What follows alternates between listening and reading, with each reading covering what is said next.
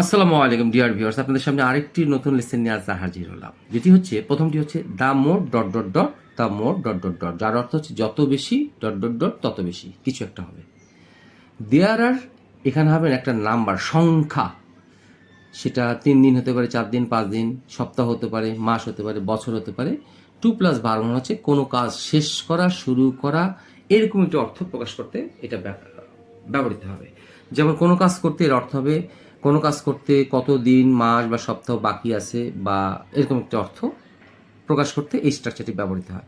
আর তৃতীয় স্ট্রাকচার হচ্ছে had, god অথবা গড টু, যে কোনো একটি, তার সঙ্গে হবে ভার্ব ওয়ান, তার যার অর্থ হয়েছিল চেতে হয়েছিল যার অর্থ। তো এখন আমরা এক্সাম্পল ফলো করে দেখে নিই কীভাবে এগুলো সুন্দরভাবে বাক্য রচনা করতে হয় এগুলো ব্যবহার করে। যত বেশি পড়বে তত শিখবে বা তত বেশি শিখবে। দ্য মোর পর, যত বেশি তুমি পড়বে, ইউ রিড, নট এটা এখানে ফিউচার ইন্ডিফিনিট হবে না, প্রেজেন্ট ইন্ডিফিনিট দুটোতেই, যার অর্থ আবার ফিউচারের মতো অর্থ হবে। The more you read, the more you learn. দ্বিতীয় এক্সাম্পলে, যত বেশি দিনে ঘুমাবে তত বেশি তুমি অলস হবে। তার মানে কি, the more you sleep by day, যত বেশি দিনে তুমি ঘুমাবে, দ্য মোর তত বেশি ইউ উইল বিকাম লেজি, তত বেশি তুমি অলস হয়ে পড়বে। এখন দ্বিতীয় এক্সাম্পলটি আমরা শুরু করার আগে স্ট্রাকচারটা দেখি। দেয়ার আর, এই দিন হোক, মাস হোক, দিন, সপ্তাহ, মাস হোক, যে কাজটি করতে বাকি, plus two plus verb one. এখন দেখি কাজটি শুরু করতে 5 দিন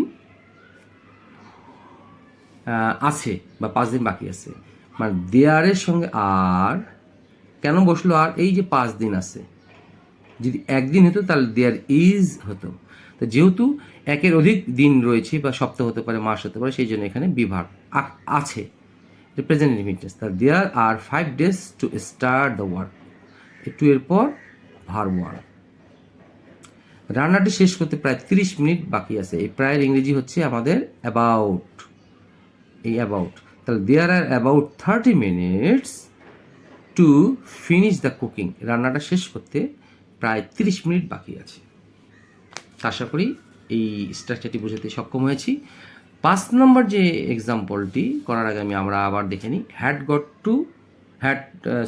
হ্যাড টু অথবা got two plus verb one, যার অর্থ হবে তে হয়েছিল। যেমন 5 নম্বর এক্সাম্পলটা আমরা দেখি প্রথমে। আমাকে সেদিন সেখানে যেতে হয়েছিল আম্মুকে না জানিয়ে। তাহলে আম্মুকে না জানিয়ে এটা পরে আসছি, এটা হচ্ছে এই ক্লোজটি। আই হ্যাড টু পর verb one there on that day, I had to go there on that day, আমাকে সেখানে যেতে হয়েছিল সেদিন। উইথাউট, না জানিয়ে, উইথাউট ইনফর্মিং মাদার। উইথাউটের পর আমরা মনে রাখবো যত প্রিপোজিশন আছে এরপরে ভার্ব বসালে ভার্বের সাথে আইনজি যোগ হয়। তো I had to go there on that day, যেতে হয়েছিল, উইথাউট ইনফর্মিং মাদার, মাকে না জানিয়ে আমাকে সেখানে যেতে হয়েছিল।